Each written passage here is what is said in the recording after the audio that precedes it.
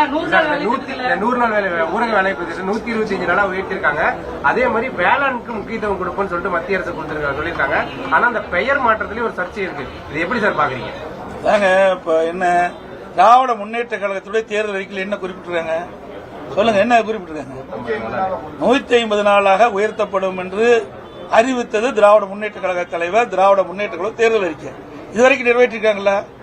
ஆக இன்றைய தினம் மத்திய அரசாங்கம் 100 நாள் வேலை திட்டத்தை 125 நாட்களாக உயர்த்தி இருக்குது. பாராட்ட மனம் இல்ல. ஆனா அதுல பெயர் மாற்றம் சொன்னீங்க, அந்த பெயர் தொடர வேண்டும் என்று நாங்க கோரிக்கை வச்சிருக்கிறோம். எங்களுடைய பேட்டியிலே வந்திருக்குது சார், என்னுடைய அறிக்கையிலே வந்திருக்குது.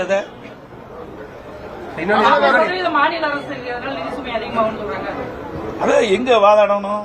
எதுக்கு நாடாளுமன்ற இருக்கிறாங்க? நான் பல முறை ஊடகத்தை வேலையில பத்திரிகை எழுதுறேன். நாடாளுமன்றத்தில் வாதாட வேண்டியது நாடாளுமன்றத்தில் வாதாடணும்.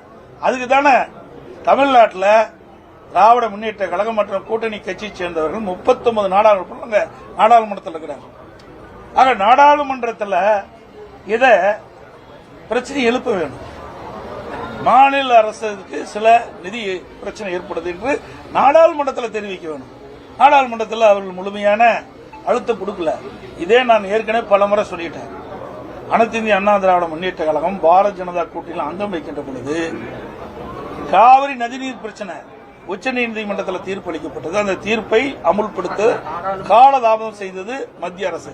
அப்பொழுது உடனடியாக உச்சநீதிமன்ற தீர்ப்பை நடைமுறைப்படுத்த வேண்டும் என்று சுமார் 22 நாட்கள் நாடாளுமன்றத்தை ஒத்திவைத்தோம்.